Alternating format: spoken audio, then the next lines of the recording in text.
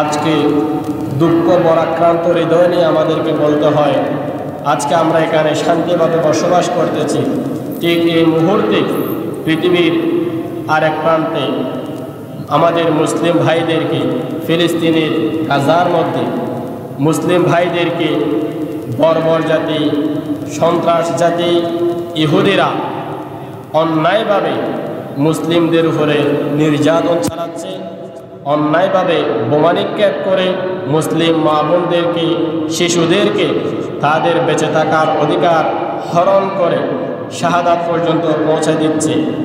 আমরা যে সকল ভাইয়েরা শাহাদাত বরণ করছে তাদের মাগফিরাত কামনা করছি। তবে শুধু আমরা দোয়া করলেই আমাদের দায়িত্ব শেষ হয়ে যায় না। আজকে আমাদের গোলামি, আমাদেরকে যে মারে সেটা আমরা ভুলে যাই, কারণ আমরা আমাদের সেই হারানো ঐতিহ্যটা ভুলে গেছি। আমরা ছিলাম সিংহের জাতি, আমরা ছিলাম বীরের জাতি। আমরা যে সিংহের জাতি ছিলাম, আমরা যে বীরের জাতি ছিলাম, আমাদের যোগ্য উত্তরসূরি যে খালিদ বিন ওয়ালিদ ছিল, আমাদের যোগ্য উত্তরসূরি যে সাইয়েদনা আলী হায়দার রাদিয়াল্লাহু তাআলা আনহু ছিল, আমরা সেই ইতিহাস ভুলে গেছি। আল্লামা সাইদি রাহিমাহুল্লাহ আলোচনায় একটা ঘটনা শুনেছিলাম, ঘটনাটার ঠিক সেম আমাদের পরিস্থিতি মিলে যায়। সেটা হচ্ছে যে এক রাখাল ছাগল নিয়ে মাঠে ছড়াইতে গেছে। সেই রাখাল ছাগল ছড়াইতে গিয়ে একটা বাঘের ছানা কুড়িয়ে পেয়েছে, বাঘের ছানা কুড়িয়ে পেয়েছে। ছোট্ট বাঘ, এখনো বুদ্ধি হয় নাই, নিয়ে আসছে বাড়িতে। বাড়িতে নিয়ে এসে খাওয়াবে কি, কোনো উপায় না পেয়ে ছাগলের উলানে লাগিয়ে দিয়েছে। বাঘের ছানাও খিদার তাড়নায় যা পেয়েছে খেয়ে নিয়েছে, অভ্যস্ত হয়ে গেছে। খিদা লাগলে ছাগলের উলান থেকে দুধ খায়, ফলে সে ধীরে ধীরে বাঁচে। কিছুদিন যখন অতিবাহিত হয়েছে, বাঘের বয়স একটু বড় হয়েছে, সঙ্গে ছাগলের ছানাগুলার বয়সও ধীরে ধীরে হচ্ছে। ছাগলের ছানাদের একটা অভ্যাস, যখন একটু শিং গজায়, একটু বুদ্ধি হয়, একটা আরেকটার সঙ্গে কি করে খেলা করে। তাদের সাথে আছে বাঘের ছানাটাও। ছাগল ছানার শিং গজাচ্ছে, বাঘও ধীরে ধীরে একটু বড় হচ্ছে। একটা ছাগল আরেকটা ছাগলের সঙ্গে খেলতে গিয়ে এক ছাগলের মাথায় আরেক ছাগল মাথা মারে। তাদের সঙ্গে একটা বাঘের ছানা আছে, তার মা থেকে সঙ্গে দুধ খায়, তার মাথায়ও মারে। এখন বাঘ চিন্তা করে, এরা আমার মাথায় যখন আঘাত করে আমি ব্যথা পাই, ছাগল ছানারাও বাঘের মাথায় মেরে একটু আরাম পায়, কারণ বাঘের মাথাটা হচ্ছে সফট। ছাগলের মাথায় কিন্তু শিং আসতেছে, শিং গজাচ্ছে, বাঘের মাথায় তো আর শিং গজাবে না। এখন বাঘ ব্যথা পায়, ছাগল ছানাও বাঘকে মেরে আনন্দ বেশি পায়, সেজন্য সব ছাগল মিলে বাঘকে মারতে থাকে। এখন বাঘ আল্লাহর কাছে দোয়া করে, আল্লাহ, এরা আমার জাতি ভাই, এরা প্রত্যেক দিন আমাকে মারে, তারাও খেলা করে, তবে তাদের মধ্যে খেলা করার চাইতে আমাকে নিয়ে খেলা করতে তারা বেশি মজা পায়। তাদের মাথায় আমি শিং দেখতে পাচ্ছি, আমার মাথায় শিং কবে হবে আল্লাহ, তুমি আমাকে তাড়াতাড়ি শিং দিয়ে দাও। এই বলে বাঘ আল্লাহর কাছে দোয়া করতে থাকে। আচ্ছা বলেন তো, কতদিন দোয়া করলে, আন্তরিকভাবে একনিষ্ঠভাবে কতদিন দোয়া করলে বাঘের মাথায় আল্লাহ তাআলা শিং দিবে? সম্ভব? দোয়া করতে করতে জীবন চলে যেতে পারে, কিন্তু বাঘের মাথায় শিং কখনো দিবে না, কারণ বাঘের শক্তি শিংয়ের মধ্যে নয়। সে মায়ের খেতে খেতে অনেক দিন চলে গেছে। কিছুদিন পরে আবার রাখাল সবগুলা নিয়ে বনে গেছে ছড়াইতে, সঙ্গে যে বাঘটাও গেছে। হঠাৎ একটা প্রকৃত বাঘ, মা বা বড় বাঘ দেখে রাখাল সহ ছাগলের পাল সহ পালিয়ে যাচ্ছে, সঙ্গে এ বাঘের ছানাটাও। এখন বাঘ চিন্তা করে, আমাকে দেখে ছাগল ছানা পালিয়ে যাবে সেটা তো মানা যায়, তবে আমার এক জাতি ভাই সে কেন পালিয়ে যাবে আমাকে দেখে? এখন বাঘ গিয়ে তাকে ধরলো, ধরার পরে নিয়ে এসেছে এক জায়গায়, বলছে আমাকে দেখে ওনারা পালিয়ে যাচ্ছে, ভালো কথা, তুমি কেন পালিয়ে যাবে আমাকে দেখে? তখন সে বলছে আপনাকে দেখলে তো এমনিতেই ভয় লাগে, আপনার গর্জন দেখে, আপনার আওয়াজ দেখে আমাদের কারো কলিজায় পানি নাই, কারণ বাঘের আওয়াজ তো বাঘের মতনই হবে। বলছে আমার আওয়াজ আর তোমার আওয়াজ তো সেম। বলছে না, আমি ছাগল ছানা, আমি ঘাস খাই, আমি ছাগলের বুক থেকে দুধ খেয়ে আসছি, আমি আপনাকে দেখেই ভয় পেয়েছি।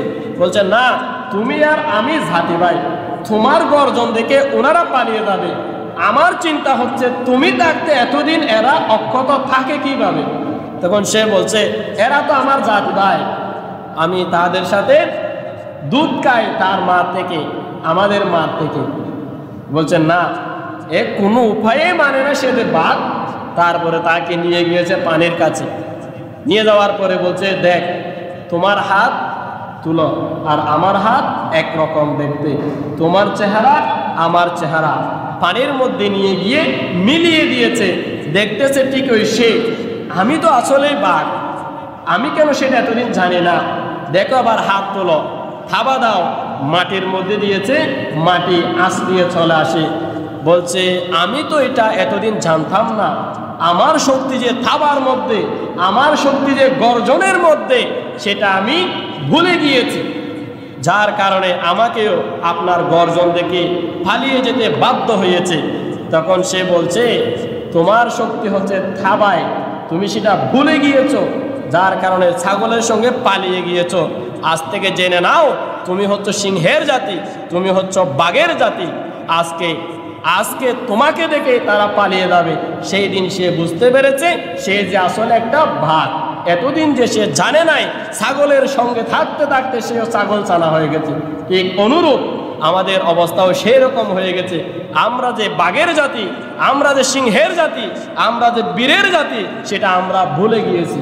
ওই জন্য কবি একটা কবিতায় বলেছিল, শের কি ফার্মে बिल्ली खेल रही के साहू मुसलमान का बदनसीब, शहादत की तमन्ना भूल गई, तस्बीह का दानों में जन्नत ढूंढ रही। আজকে সিংহের মাথার উপরে, বাঘের মাথার উপরে বিড়াল ছানা নাচানাচি করতেছে। আমরা নিজেদের শাহাদাতের তামান্না ভুলে গিয়ে তাসবির দানার ভিতরে জান্নাত খোঁজা শুরু করেছি। যে দিন থেকে আমরা তরবারি হাতছাড়া করে তাসবিহ গণনা শুরু করেছি, সেই দিন থেকে আমাদেরকে বাঘের জাতিকে বিড়াল বানিয়ে ফেলেছে। আমরা সেই ইতিহাস ভুলে গিয়েছি, অথচ আমরা নিজেকে দাবি করি আমরা মুসলিম। না, আল্লামা সাইদ রহমতুল্লাহি আলাইহি আরেকটা কথা বলেছিলেন, ये शहादत गाहे उल्फत में कदम रखना, ये शहादत गाहे उल्फत में कदम रखना, लोग समझते हैं आसान हो मुसलमान होना। আমরা মনে করি মুসলমান হওয়া মানে শুধুমাত্র নামাজ পড়া, রোজা রাখা, হজ করা, যাকাত দেওয়া না। মুসলমান হওয়ার অর্থ হচ্ছে শাহাদাতের ঈদগাহে শামিল হয়ে যাওয়া।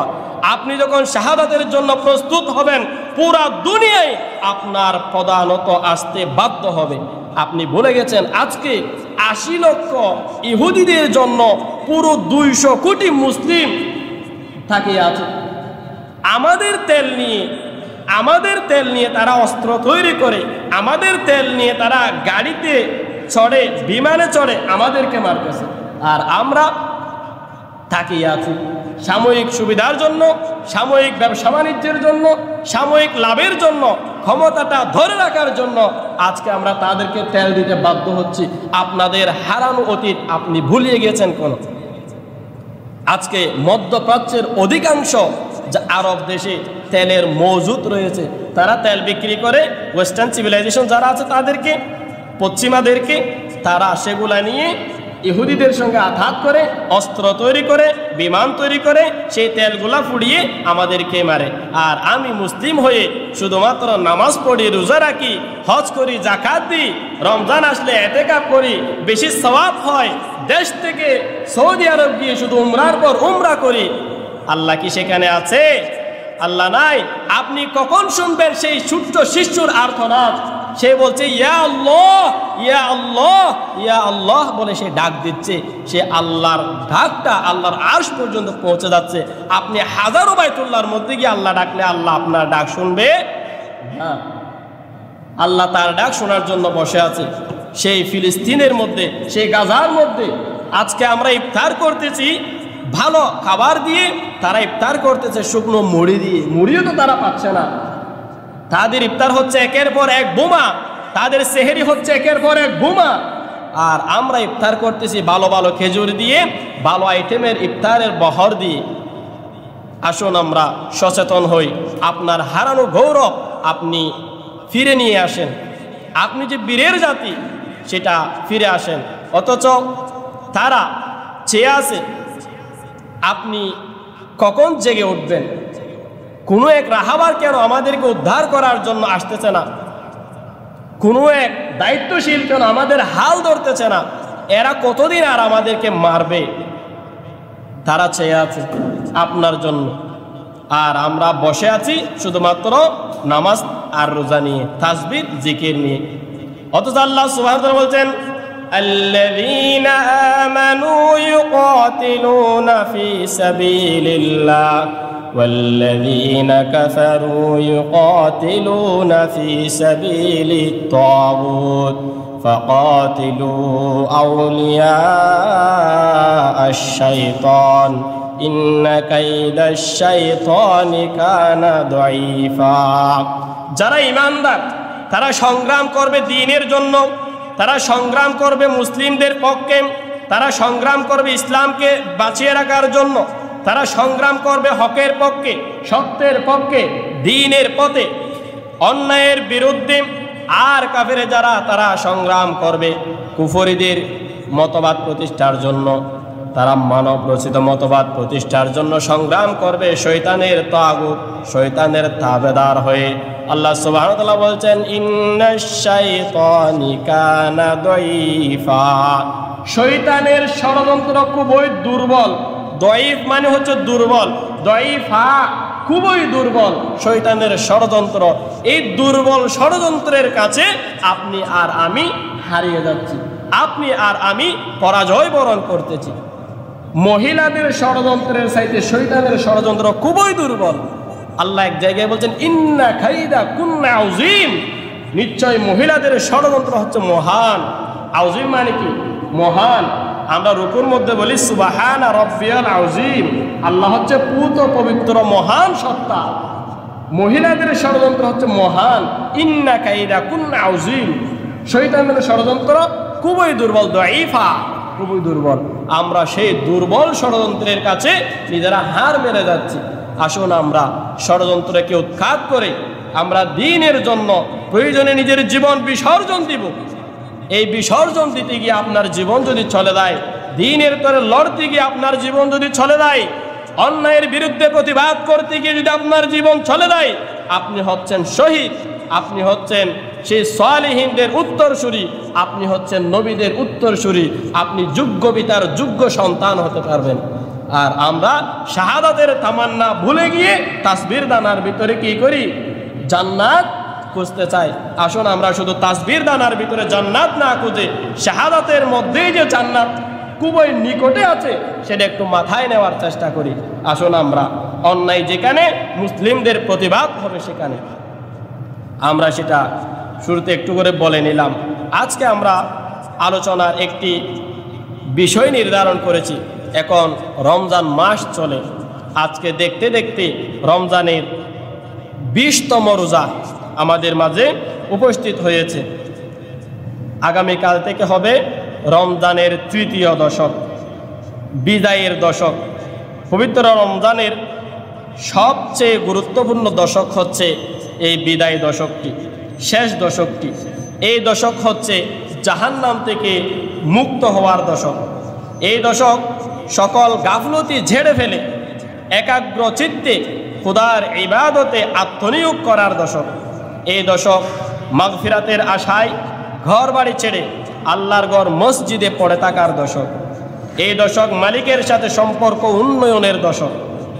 তাই তো রাসূলুল্লাহ সাল্লাল্লাহু আলাইহি ওয়াসাল্লাম রমাদানের এই দশকে আমলের প্রতি যার পরনায় গুরুত্ব দিতেন, সবচেয়ে বেশি গুরুত্ব দিতেন, আমলের পরিমাণ বহুগুণে বাড়িয়ে দিতেন, কোমর বেঁধে ইবাদতে নেমে পড়তেন।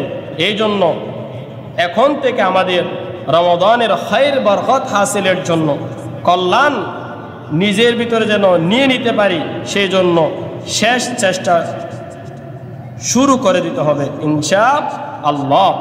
যেহেতু এই দশক জাহান্নাম থেকে মুক্তির আল্লাহ তাআলা আমাদেরকে যেন এই 10 দিন ফুরিয়ে যাওয়ার আগে জাহান্নামের লোকদের তালিকা থেকে আমাদের নাম মুছে দেন, সেজন্য আমরা চেষ্টাটুকুই করব ইনশাআল্লাহ। শেষ দশক আসলে পরে রমজান মাসের গুরুত্ব তো আমরা আগেই বলেছি। শেষ দশক যখন উপস্থিত হতো, রাসূলুল্লাহ সাল্লাল্লাহু আলাইহি ওয়াসাল্লাম কিছু নিয়ম কানুন পালন করতেন, কিছু ওয়াজিফা করতেন। ওয়াজিফা মানে শুধু আমরা বইকে ওয়াজিফা জানি না, ওয়াজিফা মানে কিছু আমলের নিয়ম, ওইটাকে কি বলা হয়? ওয়াজিফা। শেষ দশক যখন রমজানের উপস্থিত হতো, রাসূলুল্লাহ সাল্লাল্লাহু আলাইহি ওয়াসাল্লাম সর্বোচ্চ শক্তি সামর্থ্য দিয়ে ইবাদতে মনোনিবেশ হতেন নিজেকে। এজন্য আল্লাহর হাবিব সাল্লাল্লাহু আলাইহি ওয়াসাল্লামের একটি হাদিস আছে, কানান নবী সাল্লাল্লাহু আলাইহি ওয়াসাল্লাম ইযা দাখালাল আশরু শাদ্দা মিজারাহু। যখন রমজানের শেষ দশক আসতো, তখন নবী সাল্লাল্লাহু আলাইহি ওয়াসাল্লাম তার লুঙ্গি শক্ত করে বেঁধে ফেলতেন, অর্থাৎ ইবাদতের জন্য সর্বোচ্চ প্রস্তুতি নিতেন। আমরা যখন দেখি কুস্তিগিরিরা কুস্তি খেলার জন্য, কুস্তির লড়াইয়ের জন্য মাঠে নামে, তখন ভালো করে তার লুঙ্গিটা বেঁধে নেয় না, কোমরের মধ্যে তার গামছাটা বেঁধে নেয় না, সর্বোচ্চ প্রস্তুতি নিয়ে সে মাঠে নামে। এখানে রাসূলুল্লাহর ইজার, রাসূলুল্লাহর কোমরে শক্ত করে বাঁধতেন, মানে কি? যেন তিনি কোনো অবস্থাতেই দুনিয়ার দিকে ফিরে না গিয়ে একমাত্র রবের সন্তুষ্টির জন্য নিজের সব ইবাদত, সব প্রচেষ্টা আত্মনিয়োগ করতেন। এজন্য আমরাও সেই নবীর উম্মত হিসেবে আমাদেরও ইবাদতে নিজেকে আত্মনিয়োগ করার প্রয়োজন আছে না নাই? নাকি আমরা ইবাদত বন্দেগী না করে জান্নাত পেয়ে যাব? যেই রাসূলের আগের আর পরের সব গুনাহ আল্লাহ মাফ করে দিয়েছেন, যেই রাসূল আমাদের রাহাবার, আগের আর পরের সব গুনাহ মাফ, জান্নাতুল ফিরদাউস যার জন্য নির্ধারিত, মাকামে মাহমুদ যাকে আল্লাহ তাআলা দিবেন, সেই নবী কিন্তু এত কষ্ট করেছেন। আর আমরা সেই নবীর উম্মত হয়ে আমরা হেলে দুলে অবহেলায় নিজের জীবনটা অতিবাহিত করে ফেলি। হযরত আয়েশা সিদ্দিকা রাদিয়াল্লাহু তাআলা আনহার কাছ থেকে আরেকটি হাদিস এসেছে, কানা রাসূলুল্লাহ সাল্লাল্লাহু আলাইহি ওয়াসাল্লাম ইয়াজতাহিদু ফিল আশরিল আওয়াখির মা লা ইয়াজতাহিদু ফি গায়রিহি। রাসূল সাল্লাল্লাহু আলাইহি ওয়াসাল্লাম রমজানের শেষ দশকে ইবাদতে যেই পরিমাণ পরিশ্রম করতেন, যেই পরিমাণ প্রচেষ্টা করতেন, অন্য কোনো সময় তিনি এত পরিমাণ প্রচেষ্টা করতেন না। সেই জন্য আমরা রমজানের শেষ দশক এসেছে, আমরা আমাদের ইবাদতের পরিমাণ বাড়িয়ে দিয়ে বেশি বেশি আল্লাহর কাছে মাগফিরাত কামনা করে জাহান্নামীদের তালিকা থেকে আমাদের নামটা যেন কেটে নিতে পারি। এরপরে আরেকটি ইবাদত হচ্ছে রাত্রি জাগরণ করা। রাত্রিতে দাঁড়িয়ে দাঁড়িয়ে আল্লাহর কাছে তিলাওয়াত করে, সালাতের তিলাওয়াত করে আমরা আল্লাহর কাছে কান্নাকাটি করে আল্লাহর কাছ থেকে মাপ নিয়ে নেওয়া। আল্লাহর হাবিব সাল্লাল্লাহু আলাইহি ওয়াসাল্লাম বলছেন, ইযা দাখালাল আশরু আহইয়া লাইলাতুন।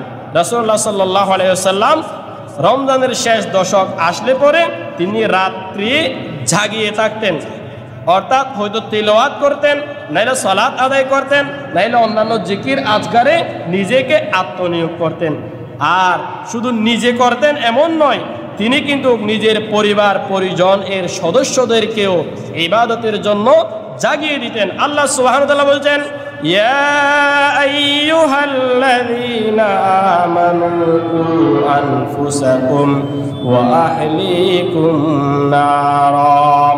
হে ঈমানদাররা, তোমরা নিজেকে জাহান্নাম থেকে বাঁচাও এবং নিজেদের পরিবার পরিজন যারা আছে তাদেরকেও জাহান্নামের কঠিন শাস্তি থেকে রক্ষা করাও। সুবহানাল্লাহ। নিজে যে এরকম জাহান্নাম থেকে বাঁচতে চেষ্টা করব, পরিবার পরিজন যারা আছে তাদেরকেও জাহান্নাম থেকে বাঁচানোর প্রয়োজন আছে না নাই? অবশ্যই আছে। সেজন্য আল্লাহ রাসূল সাল্লাল্লাহু আলাইহি ওয়াসাল্লাম এই রমজানের শেষ দশকে নিজে ইবাদত করতেন, আর পরিবার পরিজন যারা আছে তাদেরকেও ঘুম থেকে জাগ্রত করে দিতেন। আমিরুল মুমিনিন হযরত ওমর রাদিয়াল্লাহু তাআলা আনহু থেকে বর্ণিত, ওমর রাদিয়াল্লাহু তাআলা আনহু সম্পর্কে বর্ণনা করছেন, কানা ওমর ইবনে খাত্তাব ইউসাল্লি কুল্লা লাইলাতিন মা শাআল্লাহু আন ইউসাল্লি হাত্তা ইযা কানা মিন আখিরিল লাইলি আয়াকাদা আহলাহু লিস-সালাত। সুবহানাল্লাহ। হযরত ওমরের আমল কি ছিল? রাত্রিবেলায় আল্লাহ তাআলা তাকে যতক্ষণ ইবাদত করার তৌফিক দিতেন ততক্ষণ তিনি ইবাদত করতেন। এরপরে শেষ রাত্রিতে তার পরিবার পরিজনকে কি করতেন? জাগিয়ে দিতেন, ঘুম থেকে তুলে দিতেন, তোমরাও নামাজ পড়ো। কখন? আগে নিজের সর্বোচ্চটুকু নিজে ইবাদত করতেন।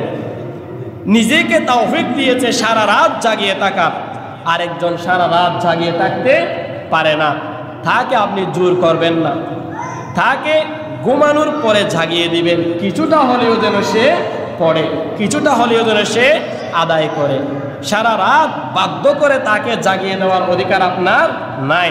নসিহত করবেন, কিছু ঘুমানোর সুযোগ দিবেন। রাসূলুল্লাহ এই পন্থাটাই অবলম্বন করতেন।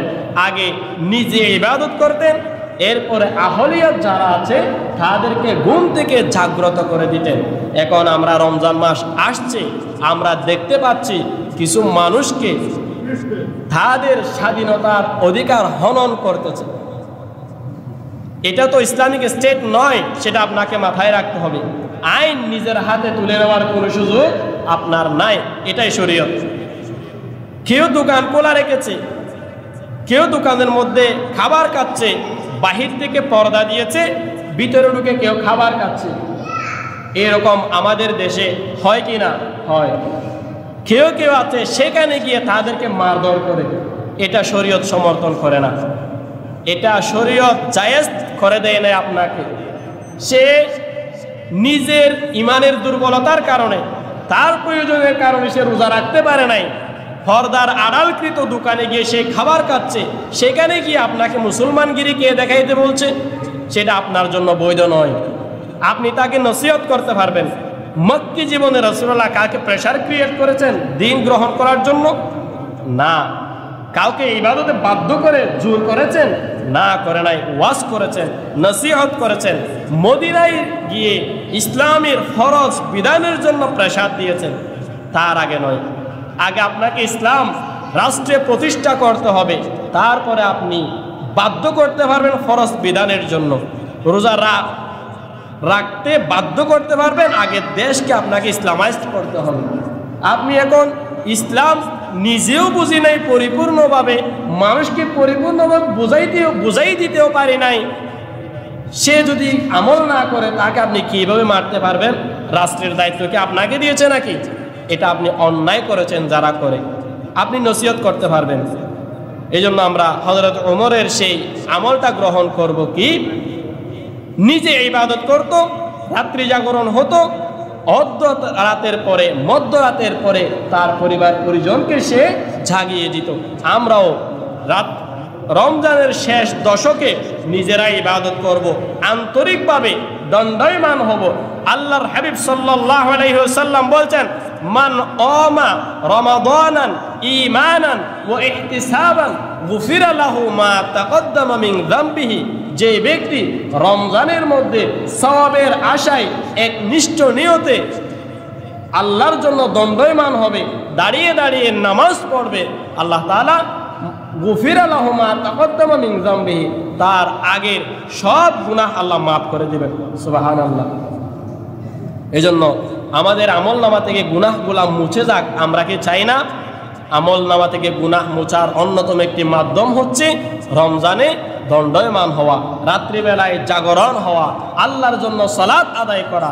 আসুন আমরা সেই আমলগুলার দিকে নিজের জীবনকে কি করি? ধাবিত করি। এরপরে পরিষ্কার পরিচ্ছন্ন থাকা, এগুলা রাসূলুল্লাহর সুন্নাহ।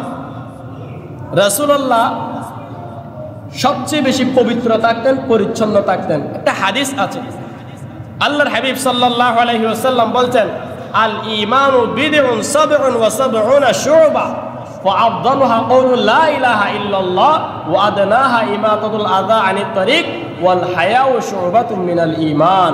সুবহানাল্লাহ। আরেকটা হাদিস আছে, আত-তুহুরু শাতরুল ঈমান। ইমানের 70-এরও বেশি শাখা প্রশাখা রয়েছে।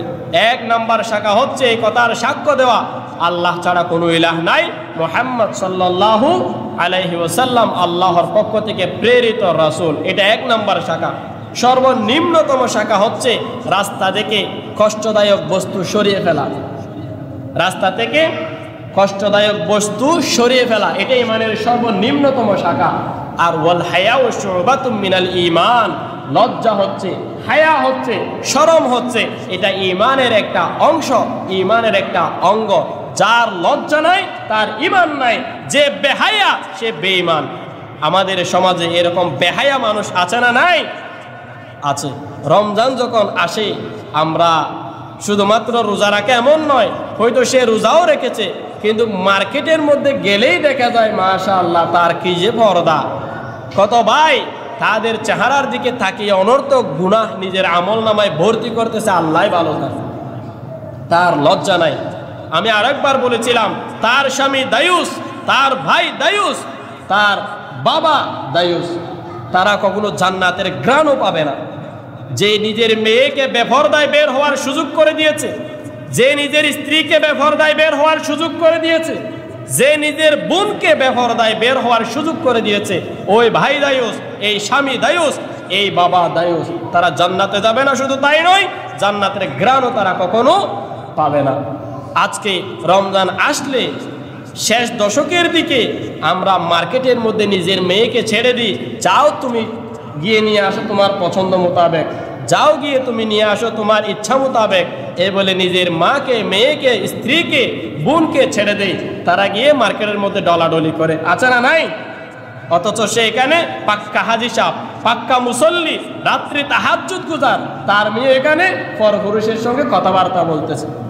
আপনার এই রোজা আপনাকে এখন উপকৃত করতে পারে নাই, আপনি এখনো ব্যর্থ, আপনি অভিশপ্ত। সে অভিশাপ থেকে বাঁচতে হলে আমাকে নিজের মেয়েকে, নিজের বোনকে, নিজের স্ত্রীকে বাড়ির ভিতরে অবস্থান করার, অবস্থানে রাখার প্রয়োজন আছে না নাই? অবশ্যই আছে। সেজন্য আপনি পরিচ্ছন্ন থাকবেন, পবিত্র থাকবেন। পবিত্র মানে শুধুমাত্র গায়ে ময়লা লেগেছে এটা থেকে পরিচ্ছন্ন হবে এমন নয়, পরপুরুষের কুনজর থেকে আপনার শরীরকে রক্ষা করতে হবে, এটাও একটা পরিচ্ছন্নতা। এই পরিচ্ছন্নতা যেন আপনার শরীরে, আপনার চেহারায় থাকে। আপনি চেহারা সবাইকে দেখাবেন, সবাই কুনজরে আপনার চেহারার দিকে তাকিয়ে গুনাহ করবে, আপনি কি বাঁচতে পারবেন? সবার গুনাহ হচ্ছে একটা করে, আপনার গুনাহ হচ্ছে হাজারটা। কারণ কি? হাজারো পুরুষ আপনাকে দেখেছে। সেই জন্য বোরকা পরে, বোরকা পরেও যেন না পরার সমান, আরো বেশি আকর্ষণ করা বোরকা তারা পরে।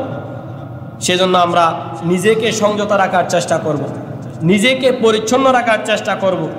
আর রমজানের শেষ দশকের অন্যতম একটি আমল হচ্ছে লাইলাতুল কদর তালাশ করা। কি তালাশ করা? লাইলাতুল কদর তালাশ করা। সেটা হচ্ছে লাইলাতুল কদরি খায়রুম মিন আলফি শাহর, 1000 মাসের চেয়েও উত্তম একটি আমল হচ্ছে লাইলাতুল কদর। এটা তালাশ করবেন কখন? রমজানের শেষ দশকে। সুবহানাল্লাহি ওয়া বিহামদিহি। আমরা এটা প্রাথমিক জানলাম। পৃথিবীর কোনো বাদশাহ যদি কি বলে, যে ব্যক্তি এই 10 দিন কাজ করে দিবে, যে ব্যক্তি এই 10 দিন এই ডিউটিটা পালন করবে, তাকে আমি 1000 মাসের চাইতেও বেশি বোনাস দিব। 1000 মাস চাকরি করলে যে বেতন পাবে, ঠিক একই বেতন আমি এই রাত্রিতে, এই দিনে ইবাদত করলে তাকে দিব। এরকম বললে শেষ 10 দিন কেউ কি বসে থাকবে? এই 10 দিন যে ব্যক্তি কাজ করবে আন্তরিকভাবে, তাকে আমি 1000 মাসের বেতন দিব। এরকম বললে কেউ কি বসে থাকবে? বসে থাকবে এরকম কোনো পাগল আমাদের দেশে অন্তত নাই। ঠিক বাদশার বাদশাহ, যার কাছে কোনো কিছুর অভাব নাই, তিনি বলছেন লাইলাতুল কদর হচ্ছে এমন একটি রাত যেটা 1000 মাসের চাইতেও উত্তম। সুবহানাল্লাহি ওয়া বিহামদিহি। এই রাত কোথায় আছে?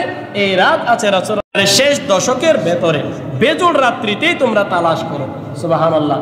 এই 10 দিনের ভেতরে ওই রাত্রি আছে যে এক রাতের ইবাদত 1000 মাসের চাইতেও বেশি উত্তম। সুবহানাল্লাহ। এটা কে বলছেন? দুনিয়ার কোনো মানুষ, দুনিয়ার কোনো মালিক, নাকি যিনি মালিকুল আমলাক? যে মালিকুল আমলাক সে বলছে, সবচেয়ে যিনি বড়, সব কিছুর মালিক যিনি, তিনি বলছেন। আসুন আমরা সেই মালিকের কথাটা শুনে এই 10টা দিনকে যদি আমরা কাজে লাগাইতে পারি, আমরা 1000 মাসের চাইতেও উত্তম মাস ইবাদত করার সওয়াব পাবো ইনশাআল্লাহ। এই জন্য লাইলাতুল কদর সহজে পাওয়ার জন্য, লাইলাতুল কদর যেন আমাদের থেকে ছুটে না যায়, সেই জন্য রাসূলুল্লাহ সাল্লাল্লাহু আলাইহি ওয়াসাল্লামের অন্যতম একটি আমল ছিল, সেটা হচ্ছে ইতিকাফ। কি ছিল? ইতিকাফ। সেজন্য আল্লাহ সুবহানাহু ওয়া তাআলা বলছেন, ইতিকাফ করো তোমরা। ইতিকাফ এর ফজিলত কি, ইতিকাফের পরিচয় কি আমাদের জানতে হবে কিনা একটু করে জেনে নিই। ইতিকাফ শব্দের অর্থ হচ্ছে অবস্থান করা, অভিমুখী হওয়া, নিবেদিত হওয়া, নীরব বিচ্ছিন্ন হওয়া ইত্যাদি। ইতিকাফ অর্থ কি?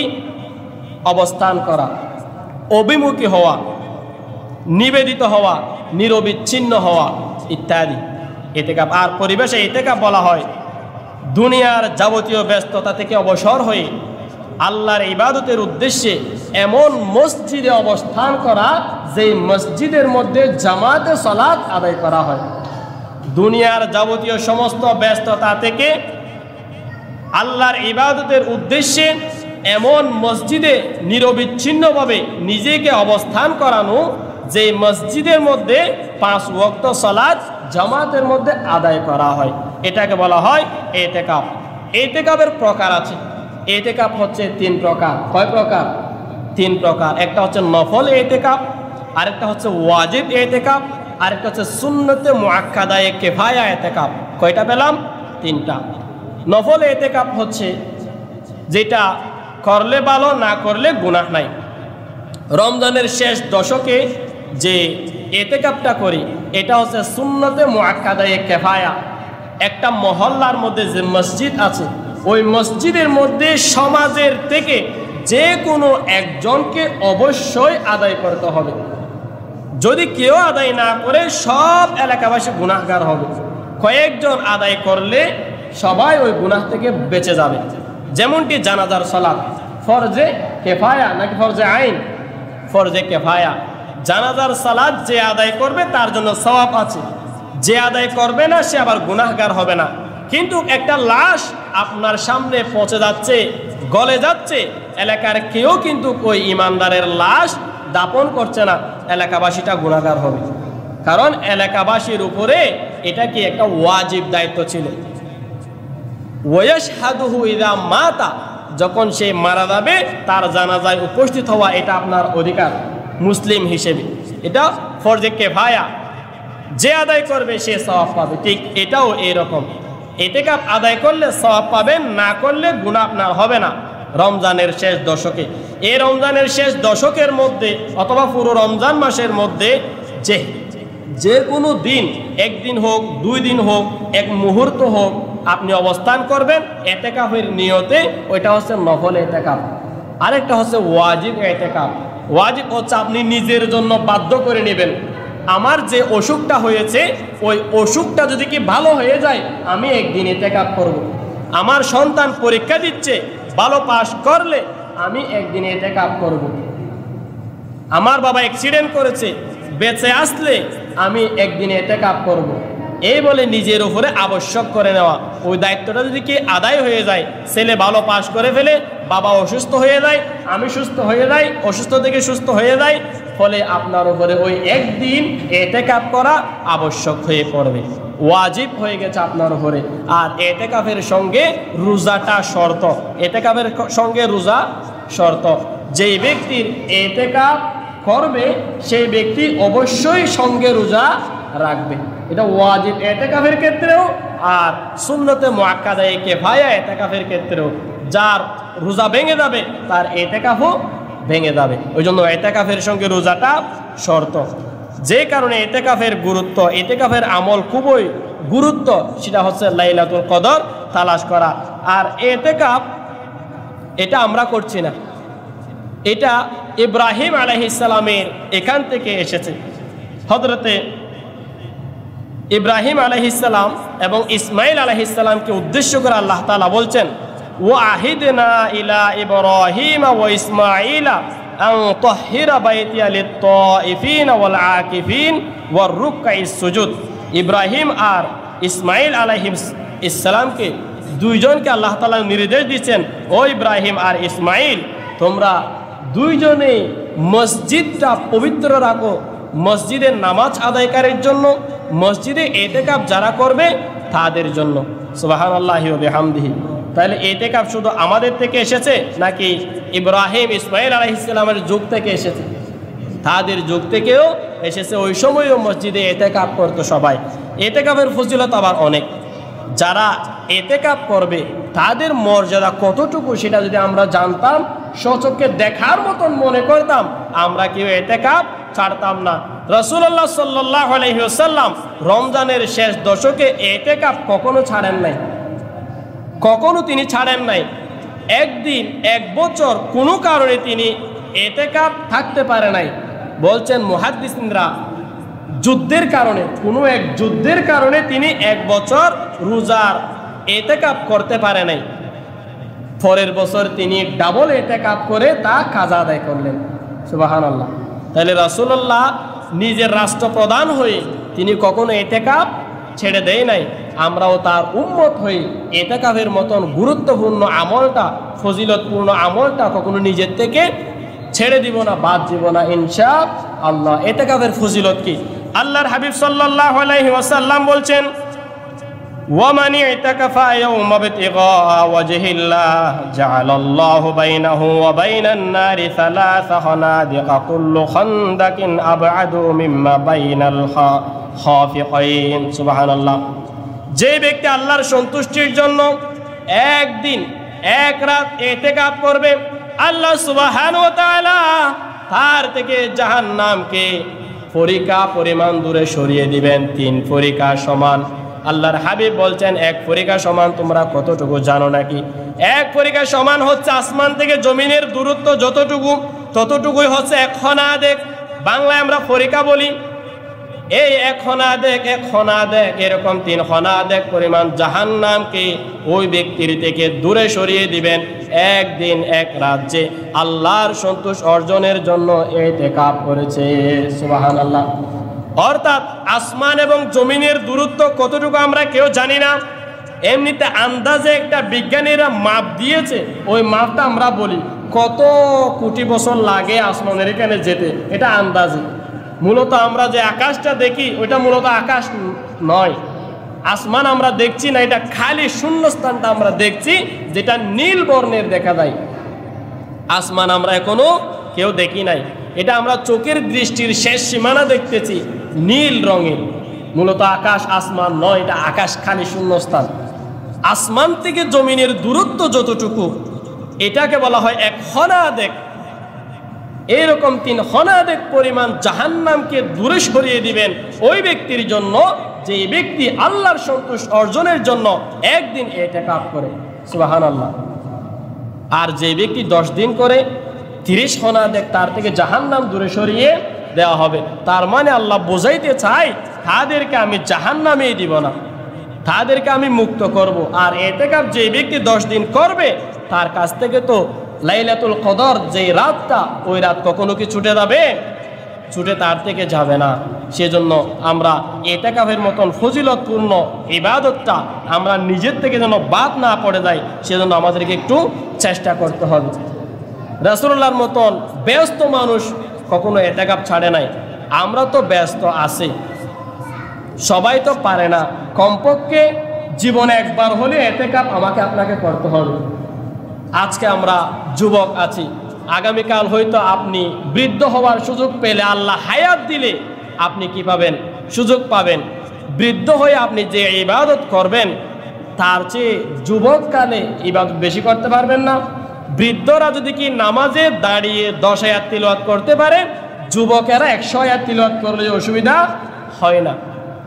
আপনি এখন যুবক আছেন, এই মুহূর্তে আপনি ইতিকাফ করে নেন জীবনের কয়েকবার, আপনার জীবন চলে যাচ্ছে। আপনার মতন অনেক যুবক দুনিয়ার থেকে চলে গেছে। এই যে কিছুদিন আগে আপনাদের কোটবাজারের একজন ছেলে, ইয়াং একেবারে 25-26 বছর বয়স হবে না, এলে কোথায় যেন দোকান করতে, আমি মোবাইলে দেখেছি। সকালে সে মোবাইলে স্ট্যাটাসও দিয়েছে কিসের একটা 2 ঘন্টা আগে, পরে দেখলাম সেখানে ট্যাগ করে তিনি দুনিয়ার থেকে চলে গেছে 2টা 10 মিনিটে। ইন্না লিল্লাহি ওয়া ইন্না ইলাইহি রাজিউন। আল্লাহ তাকে মাফ করুক। এইরকম জীবন কখন যে কে কোন মুহূর্তে চলে যায় নিঃশ্বাসের নাই কোনো বিশ্বাস। সেজন্য সময় থাকতে আমরা নিজেকে একটু ইবাদতে আত্মনিয়োগ করি। আল্লাহ তাআলা যে অফার দিয়েছেন, যে সুযোগ দিয়েছেন, এই সুযোগগুলোকে আমরা কাজে লাগিয়ে নিজের জীবনকে জাহান্নাম থেকে মুক্ত করে জান্নাতে মানুষ বানাই। পারবো না ইনশাআল্লাহ? আমরা তো শুধু বৃদ্ধরাই করি, যুবকেরা কয়জনে করে? আমরা চাই এখন থেকে যুবকেরাই বেশিরভাগ ইতিকাফ করুক, নিজেকে ইবাদতে আত্মনিয়োগ করুক। সে যতদিন ইতিকাফ করবে ততদিন কমপক্ষে গুনাহের কাজ করবে না, ততদিন এমনিতে কোনো আমল না করলেও সে শুধু ইতিকাফে অবস্থান করার কারণে সওয়াব পাবে। সুবহানাল্লাহি বিহামদিহি। সেজন্য আমরা ইতিকাফ করার চেষ্টা করব। ইতিকাফের কিছু করণীয় আছে। ইতিকাফ কি কি কাজ করলে ইতিকাফ ভেঙে যায় সেগুলো আমাদেরকে একটু জানতে হবে। কারণ আমরা অনেক মানুষ ইতিকাফ করে ওই যে টয়লেটের মধ্যে গিয়ে মুরব্বীরা বিড়ি খায়, এরকম অনেক ইতিকাফকারী আমরা দেখতে পাই। ইতিকাফ করলে কি কি আপনি করতে পারবেন না, যেহেতু আজকে সন্ধ্যায় মাগরিবের আগে ইতিকাফকারীকে অবস্থান করতে হবে মসজিদের ভেতরে। মহিলারা ইতিকাফ করবে বাড়ির যে কোনো একটা কামরায়, পবিত্র কামরায় থাকবে, নিজেকে আড়াল করে রাখবে, ইবাদতে আত্মনিয়োগ করবে। বাহির থেকে কেউ এসে তাকে খাবার দিবে, সে খাবে। আর অনর্থক অশ্লীল অনর্থক কোনো গল্প গুজব করবে না, তেলাওয়াত করবে, জিকির আজকার করবে, আল্লাহর কাছে মাপ চাইবে, নিজেকে জাহান্নাম থেকে মুক্ত করার জন্য জান্নাত চাইবে আল্লাহর কাছে। এ হচ্ছে তাদের কাজ। কি কি কাজ করলে ইতিকাফ ভেঙে যায়? বিনা প্রয়োজনে মসজিদ থেকে বের হওয়া। ইতিকাফ কোথায় করতে হয়? পুরুষদের মসজিদের ভিতরে। বিনা প্রয়োজনে মসজিদ থেকে বের হলে আপনার ইতিকাফ ভেঙে যাবে। রোজা না রাখলেও ইতিকাফ ভেঙে যাবে। তাইলে আমার এক আত্মীয় মারা গেছে, আত্মীয়টা বেশি বড় আত্মীয় এবং কাছের আত্মীয়, তার জানাজা আমি পড়তে যেতে পারবো? রাসূলুল্লাহ বলছেন না, জানাজাও পড়া যাবে না, কোনো রোগীও দেখতে যাওয়া যাবে না ইতিকাফ যারা করবে। সেজন্য ইতিকাফ করলে বিশেষ প্রয়োজনে, প্রাকৃতিক প্রয়োজন ছাড়া বাহিরে, মসজিদের বাহিরে যাওয়াটা নিষিদ্ধ। অনর্থক কথাবার্তা বলবে তো দূরের কথা। সেজন্য ইতিকাফকারী অবস্থায় মহিলারা বাড়িতে যারা ইতিকাফ করবে, সে যদি কি ঋতুবতী হয়ে যায় তাহলে তার ইতিকাফ ভেঙে যাবে, সে ইতিকাফ থেকে হালাল হয়ে যাবে। এরপরে কোনো ব্যক্তি স্বামী স্ত্রী একসঙ্গে থেকেছে, স্বামী স্ত্রীমূলক আচরণ করেছে, ইতিকাফ ভেঙে যাবে। এরপরে আমরা মসজিদ থেকে বের হব না, ফরজ গোসলের জন্য বের হতে পারব, আর এমনিতে ইস্তিনজার জন্য, প্রাকৃতিক প্রয়োজনের জন্য আপনি বের হতে পারবেন। আর যদি কেউ ইতিকাফ করেছে, বাড়ির থেকে খাবার এনে দেওয়ার লোক নাই, সেই ব্যক্তি প্রয়োজনে বাড়ি থেকে খাবার এনে মসজিদে বসে খাইতে পারবে। ইফতার এনে দেওয়ার লোক একজনও নাই, সেই ব্যক্তি বাড়িতে গিয়ে ইফতার নিয়ে এসে মসজিদে খাইতে পারবে, তার ইতিকাফ ভাঙবে না। অনর্থক আপনি মসজিদ থেকে বের হবেন, বারান্দায় গিয়ে গল্প গুজব করবেন, এক কর্নারে গিয়ে কথাবার্তা বলবেন, আপনার ইতিকাফ ভেঙে যাবে।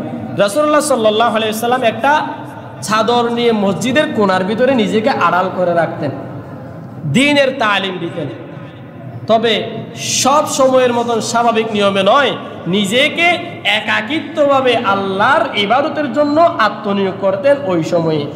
ওই সময় ওয়াজ করার সময় নয়, ওই সময় ওয়াজ শোনার সময় নয়, ওই সময় হচ্ছে কোরআন তেলাওয়াত করার, জিকির করার এবং আল্লাহর গোলামিতে নিজেকে আত্মনিয়োগ করার, আল্লাহর কাছে মাপ চাওয়া, আল্লাহর কাছে জান্নাত চেয়ে নেওয়ার সময় ওইটা, লাইলাতুল কদর তালাশের সময়। সেজন্য আমরা ইতিকাফ করব আদবের সহিত। ইতিকাফের কিছু আদব আছে, যা বলছি তা আর কি। ইতিকাফের আদব হচ্ছে বেশি বেশি কালেমা পড়া, বেশি বেশি ইস্তেগফার করা, আল্লাহর কাছে জান্নাত চাওয়া, জাহান্নাম থেকে মুক্ত চাওয়া। একটা হাদিস আছে, রাসূলুল্লাহ সাল্লাল্লাহু আলাইহি ওয়াসাল্লাম বলছেন, যে ব্যক্তি নিজেকে মর্যাদাবান করতে চায়, নিজেকে গুনাহ মুক্ত করতে চায়, সে যেন ইতিকাফ করে আল্লাহর কাছে মাপ চায়। আল্লাহ তার মর্যাদাও বাড়াই দিবেন, সম্মানও করবেন, আর ফেরেশতারা তার জন্য দোয়া করবে, আল্লাহুম্মা গফির লাহু আল্লাহুম্মা আরহামহু, এই বলে তার জন্য দোয়া করবে, বলবে যে আল্লাহ তুমি তাকে রহম করো, তাকে তুমি ক্ষমা করো। ইতিকাফকারীদের জন্য ফেরেশতারা দোয়া করে। আসুন আমরা রমজান মাসকে সম্মান জানিয়ে, রমজানের শেষ দশক চলে যাচ্ছে, মুক্তির মাস, মুক্তির দশক, এই দশককে আমরা কাজে লাগাই। নিজের জীবনকে জাহান্নামের লিস্ট থেকে নিজের নামটা যদি থেকেও থাকে, আল্লাহর কাছে দোয়া করে আমরা কাটিয়ে নিয়ে নিজেকে জান্নাতি মানুষ বানাই। আমাদেরকে একটি সচেতনতা অনুভব করতে হবে, সেটা হচ্ছে রমজান এসেছে, ঈদ আপনি উদযাপন করবেন আনন্দ করে। আপনার আশেপাশে যারা আছে তাদের একটু খোঁজ খবর নেবেন, তারাও আপনার সঙ্গে ঈদের আনন্দ ভাগ করতে পারছে কিনা সেটা খেয়াল করবেন। ফিতরার টাকা দিয়ে দেওয়ার চেষ্টা করব এখন থেকে। ইসলামিক ফাউন্ডেশন থেকে জানিয়ে দিয়েছে 110 টাকা সর্বনিম্ন, মধ্যবিত্তদের জন্য আরও বড়, একেবারে উচ্চ মানুষদের জন্য আরও বেশি, সেটা কত আমার এই মুহূর্তে মনে নাই। সর্বনিম্ন 110 টাকা ফিতরার টাকা, এটা আমরা ফকিরদেরকে দিয়ে দেওয়ার চেষ্টা করব, একেবারে মিসকিন যারা আছে তাদেরকে দিয়ে দেওয়ার চেষ্টা করব। তাদেরকে দেওয়ার সময় এটা বলার প্রয়োজন নাই যে ভাই এগুলো ফিতরার টাকা নাও, এটা বলার প্রয়োজন নাই। আপনি অন্তরে রেখে তাকে দিয়ে দিবেন, ভাই রাখো, লাগতে পারে, রাখো, খরচ লাগতে পারে। এক ভাগকে কয়েকজনকে দিয়ে দিতে পারবেন। একজনের ফিতরা কয় টাকা? 110 টাকা। 110 টাকাকে আপনি 10 জনকে ভাগ করে দেন, অসুবিধা নাই। অথবা এক পরিবারের মধ্যে 5 জন আছেন, 5 জনের ফিতরা 550 টাকা হয়েছে, 550 টাকা পুরোটাই একজনকে দিয়ে দেন, অসুবিধা নাই। সেজন্য আপনার আশেপাশে আগে যারা আছে তাদেরকে দিবেন, তারাও আপনার সঙ্গে যেন ঈদের আনন্দ উদযাপন করতে পারে সেই দিকে আপনি খেয়াল রাখবেন। আপনি জামা কিনছেন কয়েকটা, আপনার বাড়ির পাশে একটাও কিনে নাই, তাহলে তাকে দেখলে আপনার আনন্দ এমনিতেই মাটিতে মিশে যাবে। কারণ ঈদ মানে সবাই আনন্দ করবে, সবাই নতুন জামা পরিধান করে আসবে, কোলাকুলি করবে, আতর পারফিউম মেখে আসবে, আপনিও তাদেরকে সেভাবে খেয়াল করবেন। আর মসজিদের ইমামদের প্রতি, মসজিদের খাদেমদের প্রতি, মাদ্রাসার যে টিচাররা আছে তাদের প্রতি একটু সুনজর আমাদেরকে রাখতে হবে, কারণ তারা অল্প বেতনে কি করে, চাকরি করে। এটা আমি এখানকার জন্য বলছি না, এটা সবার জন্য বলছি। যেই ইমাম আপনার জান্নাতের জন্য কাজ করে, যেই খতিব, যে মাদ্রাসার টিচাররা আপনাকে জান্নাতের রাস্তা সহজ করে দেওয়ার জন্য কাজ করে, তাদের জন্য আমরা কি করি? সন্তানের জন্য 3000 টাকার জামার বাজেট, মেয়ের জন্য 5000 টাকা, আর মসজিদের ইমামের জন্য 10 টাকা। এরকমের হয় আমাদের সমাজে, এটা বৈষম্য। আপনি খেয়াল রাখবেন, যে ইমামের পিছনে আপনি পুরো বছর নামাজ পড়েছেন, যে মাদ্রাসায় আপনার সন্তানকে পুরো বছর পড়াইছেন, সেই টিচারকেও আপনি একটা অংশ আনন্দ উপভোগ করার জন্য দিবেন। সবাই মিলে 10 টাকা করে নয়, 100 টাকা করে দিলে ওই টিচারের 50,000 টাকা এমনিতে হয়ে যায়। আমরা এলাকার সব মানুষ 500-800 নামাজ পড়ি, সবাই মিলে 10 টাকা না 200 টাকা করেও দিলে তো ইমামের 50,000 টাকা হয়ে যায়। তখন আবার আমাদের অনেক লোভ আসে, ও মা এদুনটি নাকি ইমামে হাইল লাগা ভাইব ইত্যার নৈদ্য হয়তো মসজিদের অন্য হাম উন্নয়ন করি, তার না সহ মাদ্রাসার অন্য বিখ্যাত তো উন্নয়ন করিবার সুযোগ আছে নে এই বলে আমরা দিতে চাই না। তারও তো সন্তান সন্ততি আছে। অনেকে বলে হুজুরের টিয়ার মধ্যে হয়তো বরহত বেশি, তো বরহত আলা 10,000 টিয়াও ননে লই, 80,000 টিয়াও হুজুরের দিয়ে দিও না, বরহত অনরেরই হইব। আমরা খেয়াল করব, মসজিদের ইমামকে শুধু মাস শেষ হওয়ার জন্য বসে থাকবেন না, মাস শেষ হওয়ার আগে দিয়ে দেন তাকে টাকা। আপনার যেরকম সন্তানকে কাপড় ক্রয়ের জন্য টাকা লাগছে, তারও লাগতেছে, তারও বাজার সদাই করার জন্য টাকা লাগবে, আপনি তাকে মাস শেষ হওয়ার আগে দিয়ে দেন রমজানের টাকাগুলা। হাফেজদেরকে দেন বেশ করে, 1 মাসেই তো দিবেন, সারা বছর তো দিবেন না। সে আপনার জান্নাতের চিন্তা ভাবনা করে আপনাকে নিয়ে নামাজ পড়ে জান্নাতে যাবে, আর আমরা তাদেরকে বেশি মূল্যায়ন করতে চাই না। আসুন আমরা তাদেরকেও মূল্যায়ন করি, আল্লাহ তাআলা আমাদেরকেও মূল্যায়ন করবেন ইনশাআল্লাহ। আল্লাহ তাআলা আমাদেরকে তৌফিক দান করুক, আমিন। হাযা মা ইনদি ওয়াল ইলমু ইনদাল্লাহ আলাইহি তাওয়াক্কালতু ওয়া ইলাইহি উনীব ওয়া মা তৌফিক ইল্লা বিল্লাহ। ওয়াসসালামু আলাইকুম ওয়া রাহমাতুল্লাহ। যারা সুন্নাতুল মুআক্কাদা আদায় করি নাই 4 রাকাত সুন্নাতুল মুআক্কাদা আদায় করেন।